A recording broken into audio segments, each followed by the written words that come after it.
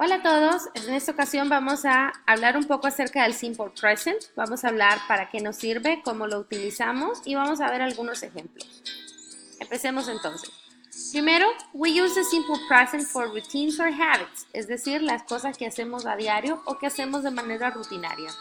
For descriptions and also for instructions.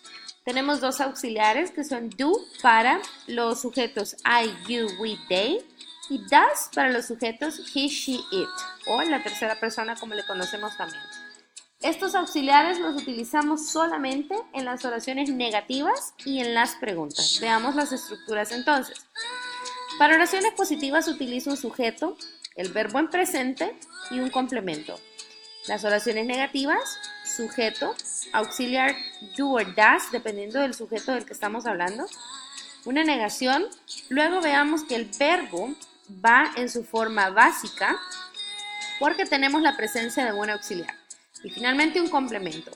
Igualmente en las preguntas, un auxiliar, do or does dependiendo del sujeto, el verbo en su forma básica, un complemento y la question mark para identificar las preguntas. Tenemos algunas reglas que aplican solamente para la tercera persona, solamente en Simple Present y solamente en oraciones positivas. Veamos, por ejemplo, que cuando los verbos terminan en O, CH, SH, SS, X o Z, en este caso agregamos ES al final del verbo. Como dije anteriormente, solamente en oraciones positivas, solamente en Simple Present y solamente para la tercera persona. Por ejemplo, si yo digo go, para la tercera persona sería goes, de acuerdo a esta regla porque agrego es al final. Watch, watches. Brush, brushes. Kiss, kisses. Fix, fixes. Buzz, buzzes. Y así sucesivamente. Vemos la siguiente. Cuando los verbos terminan en una consonante seguida de una Y, en este caso, removemos o eliminamos la Y y agregamos IES. Por ejemplo, study, para la tercera persona se convierte en studies. Fry, fries. Cry, cries. Fly, flies. Y así sucesivamente. La siguiente regla dice que cuando el verbo termina en una vocal seguida de una Y, en ese caso simplemente agrego S. Por ejemplo, play para la tercera persona se convierte en plays. Buy, buys. Say, says. Y finalmente para todos los demás verbos que no caben en ninguna de las descripciones que tenemos acá de estas reglas, simplemente agregamos S. Por ejemplo, work, works. Cook, cooks. Help, helps. ¿Ok? Una vez más, esto es solamente en Simple Present, solamente para la tercera persona y solamente en oraciones positivas. Veamos algunos ejemplos. Dijimos entonces que el Simple Present lo utilizamos para routines or habits. Veamos la pregunta, what do you do on weekends? Podemos utilizar frequency words, palabras de frecuencia. Y vemos, por ejemplo, always, usually, normally, generally, often, frequently, sometimes, occasionally, seldom, hardly ever, rarely, never.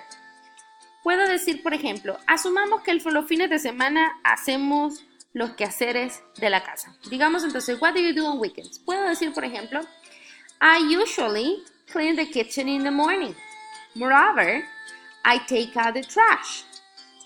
Sometimes, I also wash the car. And occasionally, I water the plants.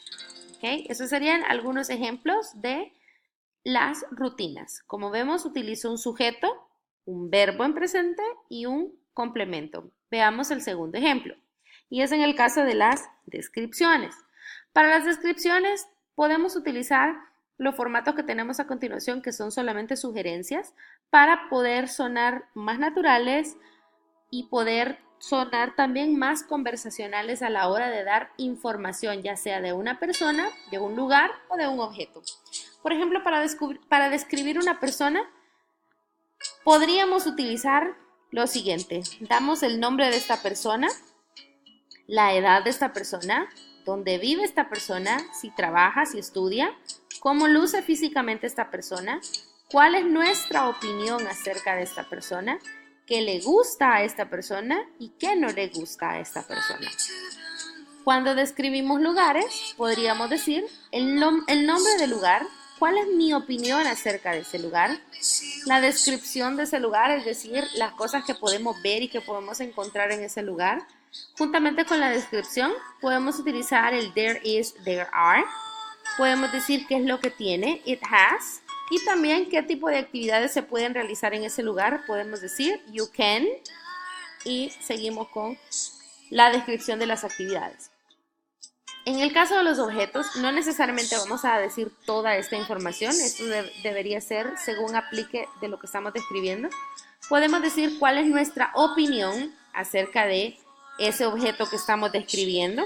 Podemos decir también el tamaño del objeto del que estamos hablando, su forma, su color, su textura, su temperatura, la edad y también qué tipo de cosas se pueden hacer con ese objeto del que estamos hablando. Estos son solamente algunas ideas, por ejemplo, algunos ejemplos de lo que podemos utilizar cuando estamos describiendo ya sea personas, lugares u objetos.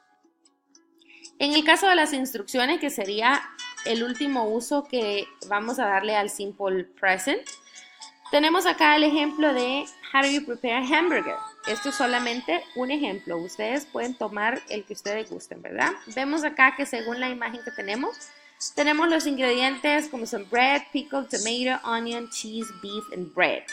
¿Ok? Entonces, si vamos a dar instrucciones utilizando el simple present, veamos el ejemplo. How do you prepare a hamburger? Puedo decir, por ejemplo, first, I got to the supermarket and I choose the best ingredients. When I arrived to my house, I washed my hands and the ingredients. Moreover, I cut the tomato, cucumber, and onion in slices. After that, I spread mayonnaise and mustard onto the bread.